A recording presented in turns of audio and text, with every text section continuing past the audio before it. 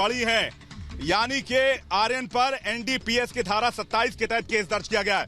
धारा 27 के तहत 10 साल की जेल संभव है। धारा 27 को आप आसान शब्दों में इस तरह से समझ सकते हैं कि धारा 27 तब लगाई जाती है जब आपके पास से ड्रग्स बरामद होती है। तो क्या आर्यन खान के पास से एनसीबी ने ड्रग्स जब्त की है, ड्रग्स रिकवर किया है? अगर है, इसलिए आपको बता दें धारा 27 लगाई गई है जिसमें 10 साल तक की जेल संभव है। ये इस वक्त की बड़ी खबर हम आपको बता रहे हैं। बड़ी खबर यह है कि ड्रग्स केस में आर्यन खान की मुश्किलें बढ़ गई हैं। आर्यन पर एनडीपीएस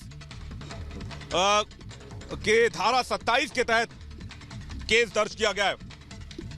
यह इस वक्त की सबसे बड़ी खबर है, और बड़ी खबर इसलिए क्योंकि आर्यन खान की मुश्किलें बढ़ सकती है। अगर यह केस साबित हो गया कोर्ट में तो 10 साल तक की जेल हो सकती है। इस मामले में आर्यन खान को किला कोर्ट ले जाया जा रहा है फिलहाल, और तस्वीरें हम आपको दिखाएंगे। लेकिन इससे पहले आपको बता दें आर्यन खान समेत 2 और लोगों का जो है वो मेडिकल कराया गया है, और मेडिकल कराने के बाद पुलिस अब उन्हें कोर्ट में पेश करने की तैयारी कर रही है। एनसीबी उन्हें कोर्ट में पेश करने की तैयारी कर रही है। इससे पहले एनसीबी ने पुलिस दस्ते का सहयोग मांगा था। आपने देखा कि जो एनसीबी का कॉन्वॉय है उसमें पुलिस का एक काफिला अलग से चल रहा है। चूंकि मामला काफी हाई प्रोफाइल है, वीआईपी नेटवर्क से जुड़ा हुआ है, इसलिए हालांकि एनसीबी ने पहले ही क्लियर कर दिया कि कानून के दायरे में जो कुछ भी संभव हो पाएगा वो सारी कार्रवाई की जाएगी, क्योंकि कानून अमीर गरीब वीआईपी और मिडिल क्लास नहीं देखता। कानून अपने हिसाब से काम करता है, और वो चाहे किसी भी परिवार से ताल्लुक रखते हो, कार्रवाई उसी हिसाब से होगी जो कानून के तहत सम्मत होगी। आपको बता दें कि एनसीबी फिलहाल किला कोर्ट लेकर जा रही है, लेकिन अब अगली बड़ी खबर यह होगी कि क्या एनसीबी को रिमांड मिलती है। अलीशा हमारे साथ हैं। अलीशा, क्या है बड़ी खबर आपके पास?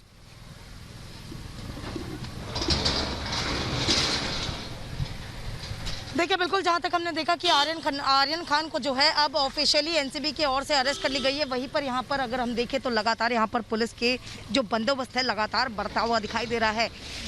जिस तरीके से आपने जो है विवेक वहां पर जेजे अस्पताल में जहां पर देखा कि उनका पहले मेडिकल किया जा रहा है, लेकिन कहीं ना कहीं अब ये पता चला है कि खुद आर्यन खान और साथ ही अरबाज को लेकर जो ड्रग पेडलर्स है उनके साथ कन्फ्रंट किया जाएगा।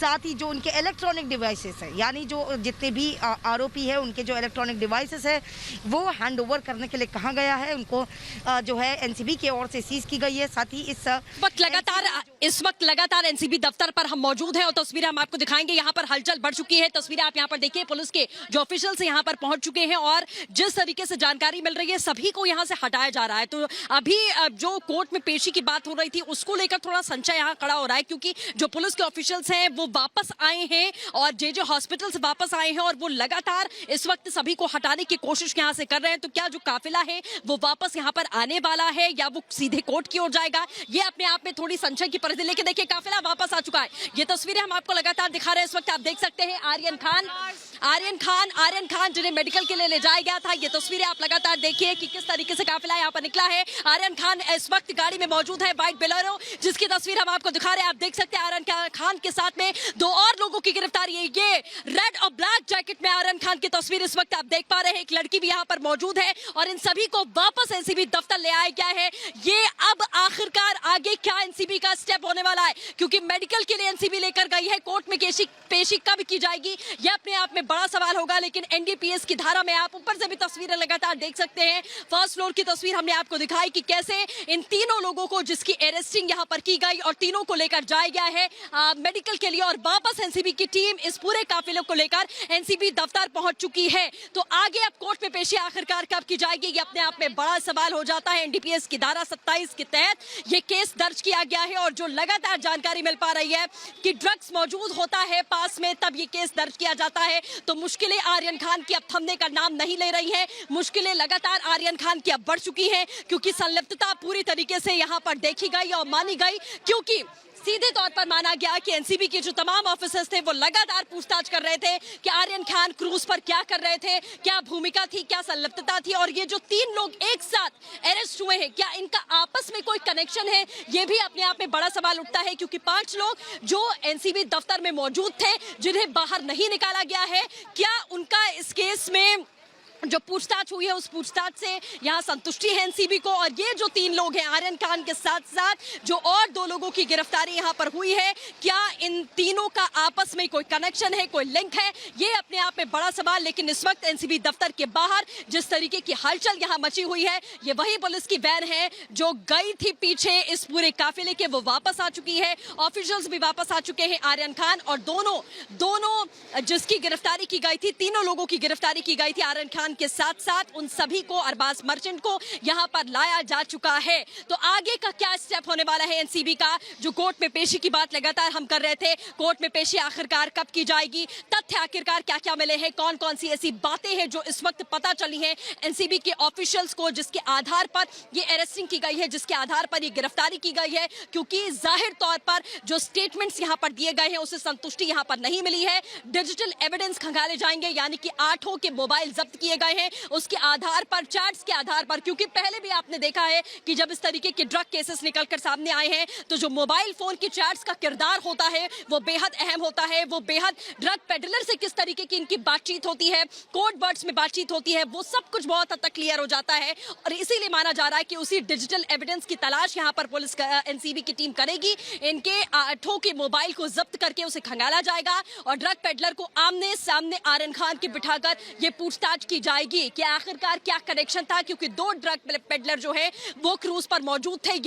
ये जानकारी निकलकर सामने आई थी। वो ड्रग पेडलर वहां क्या कर रहे थे और आर्यन खान अगर सिर्फ एक गेस्ट थे, सिर्फ एक वीवीआईपी थे और सिर्फ वो एक पार्टी का चेहरा बनकर, हाई प्रोफाइल चेहरा बनकर वहां पर पहुंचे थे, तो आखिरकार उनकी गिरफ्तारी अगर होती है तो कुछ ना कुछ सबूत और कुछ ना कुछ बड़े क्लूज यहां जरूर एनसीबी को मिले हैं, जिसके बाद में ये अरेस्टिंग की गई है। वो लिंक क्या है? क्योंकि उसके बाद मुंबई के अलग अलग इलाकों में ताबड़तोड़ छापेमारी जो हमने देखी है और उसी के बाद में हमने देखा है कि एक ड्रग पेडलर को यहां पर लाया जाता है। एनसीबी चीफ ने साफ कर दिया था कि इन्हीं जिनको हिरासत में लिया गया है, इन्हीं लोगों की पूछताछ के आधार पर हम आगे की कार्रवाई करेंगे। एक बार फिर से हम आपको एनसीबी दफ्तर की तस्वीर दिखाएंगे क्योंकि इस वक्त जो केंद्र बिंदु है वो यही एनसीबी दफ्तर है। कल रात 1 बजे से ये पूरी कहानी शुरू होती है। एनसीबी दफ्तर में आर्यन खान के साथ साथ 7 और लोगों को लाया जाता है। कुल मिलाकर 8 लोगों को यहाँ पर लाया जाता है।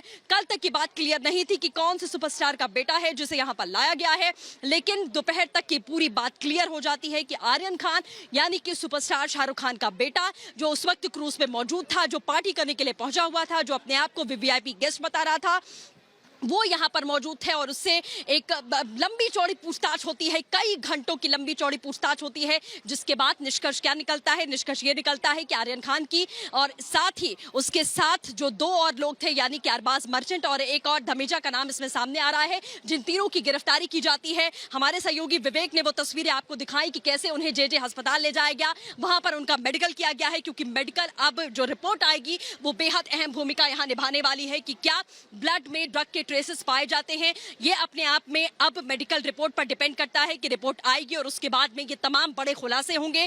डिजिटल एविडेंस के आधार पर जो कनेक्शंस हैं वो लगातार खोजे जाएंगे। क्योंकि जैसा कि एनसीबी चीफ ने कहा था कि जिस तरीके से क्रूज पर ये सब कुछ हुआ है, कहानी वहीं पर थमती नहीं है। ये जो लिंक है ये पूरे मुंबई मायानगरी के कोने कोने में फैला हुआ है, जिसका लिंक खंगाला जाएगा। इन 8 की हिरासत में पूछताछ के बाद में जो डिटेल सामने आएंगी उससे उनका लिंक खंगाला जाएगा। क्योंकि जो बड़ा नेक्सस है, जो सप्लाई करता है, पेडलर्स कौन है, कहां से हैं, एक हरियाणा और एक दिल्ली का, ये दोनों पेडलर बताए गए। क्या सिर्फ वो 2 वहां पर मौजूद थे? उनके और साथी कहां पर हैं? ये सप्लाई कहां से हुई? नेक्सस मुंबई के कोने कोने में कहां से चल रहा है? एनसीबी चीफ ने इस बात का भी जिक्र किया कि हमारा जो ध्येय है, हमारा जो मकसद है वो सिर्फ इतना है कि हमें हिंदुस्तान को, हमें भारत को, हमें मुंबई को, हमें मायानगरी को, जो कि एक केंद्र है, चकाचौंध भरी दुनिया है मायानगरी की, और लगातार यहाँ के जो युवा हैं वो गलत कदम उठा रहे हैं, वो गलत रास्ते पर जा रहे हैं इस चकाचौंध भरी जिंदगी में, और हमें उन्हें वो गलत करने से रोकना है, एक संदेश देना है। ये एनसीबी चीफ ने जब रिपब्लिक भारत से बातचीत की तो साफ तौर पर ये तमाम बातें कही हैं। लेकिन एक बार फिर से हम आपको तस्वीर दिखाएंगे, नारकोटिक्स कंट्रोल ब्यूरो की ये तस्वीर आप देखिए, जिसके भीतर आर्यन खान को लेकर जाया गया है और आर्यन खान का मेडिकल करवाने के बाद में आर्यन खान को यहां पर लेकर पहुंची है एनसीबी की टीम। आगे क्या स्टेप होगा, किस तरीके से क्या कोर्ट में पेशी की जाएगी, कौन कौन से तथ्य मिले हैं, कौन कौन से सबूत मिले हैं, जिसके आधार पर आगे के तार जो हैं उसे खंगालने की कोशिश अब एनसीबी के द्वारा की जाएगी। लेकिन आज की सबसे बड़ी खबर है और पुख्ता खबर है, क्योंकि आपने एक फिल्म स्टार को देखा, सुनील शेट्टी को, जो सामने आकर मीडिया पर सवाल उठाते हैं, ठीकरा मीडिया पर फोड़ दिया जाता है कि सेलिब्रिटी का नाम सामने आ जाता है, बॉलीवुड इंडस्ट्री को घसीटा जाता है। लेकिन ये एनसीबी का दफ्तर इस वक्त गवाही दे रहा है कि इसके भीतर आर्यन खान, जो कि एक बड़े सेलिब्रिटी किंग खान के बेटे हैं, जिन्होंने पूरी बॉलीवुड इंडस्ट्री पर राज किया है, उनके बेटे इस वक्त नारकोटिक्स कंट्रोल ब्यूरो में अगर हैं तो उसके पीछे एक बड़ी वजह है समीर वानखेड़े, जो कि इस पूरे नारकोटिक्स ब्यूरो के जोनल हेड हैं। उन्होंने सीधे तौर पर जोनल डायरेक्टर हैं, छापेमारी करते हुए इस पूरे बड़े ऑपरेशन को इंप्लीमेंट किया और पिछले पहुंच चुकी है। एनसीबी दफ्तर फिर से लेकर के इस वक्त टीम पहुंची है। मेडिकल जांच हो चुकी है और किसी भी वक्त किला कोर्ट में पेश किया जाएगा। लगातार विवेक शांडिल्य और सृष्टि पांडे मौजूद हैं एनसीबी दफ्तर में, जो पल पल आपको अपडेट दे रहे हैं। सृष्टि इस वक्त बड़ी जानकारियां दे रही थी। सृष्टि, ये भी जानकारी मिल रही है कि अरबाज मर्चेंट, आर्यन खान और मुनमुन धमीजा, इन सबको एक साथ बिठा करके पेडलर के साथ कन्फ्रंट करवाया जाएगा कि आखिर इनके रिश्ते क्या थे। ये बड़ी जानकारियां इस वक्त हम आपको बता रहे हैं। इस पूरे मामले में जो इलेक्ट्रॉनिक गैजेट्स है, मोबाइल फोन, वो ले लिए गए हैं, उनको फोरेंसिक डिपार्टमेंट के पास भेजा जाएगा। इसके साथ आपको बताएं कि जो स्टेटमेंट लिए गए हैं वो बकायदा लिखित बयान दर्ज किया गया है, लिखित बयान दर्ज करवाए गए हैं, स्टेटमेंट को लिखवाया गया है। बड़ी जानकारी ये बता रहे हैं, जो 15 घंटे पूछताछ हुई है उसमें अहम सुराग एनसीबी की टीम को मिले हैं और इसी के बाद एनडीपीएस एक्ट में ये केस दर्ज किया गया है। और आप थोड़ी देर पहले ही आपको बताएं गिरफ्तारी हुई, उसके बाद मेडिकल जांच के लिए जेजे हॉस्पिटल ले जाया गया शाहरुख खान के बेटे आर्यन खान को और उनके 2 और साथी, जिसमें यह बताया जा रहा है अरबाज मर्चेंट, जिसको भी गिरफ्तार किया गया, मुनमुन धमीजा, इन तीनों को लेकर के जेजे अस्पताल ले जाया गया, जहां पर मेडिकल जांच करवाई गई और इसके बाद फिर से एनसीबी की टीम इनको एनसीबी दफ्तर लेकर के आ गई है। थोड़ी देर में माना जा रहा है कि किला कोर्ट में पेशी होगी और यह माना जा रहा है कि जो एनसीबी की टीम है वो 3 दिनों की कस्टडी मांग सकती है। विवेक के पास इस वक्त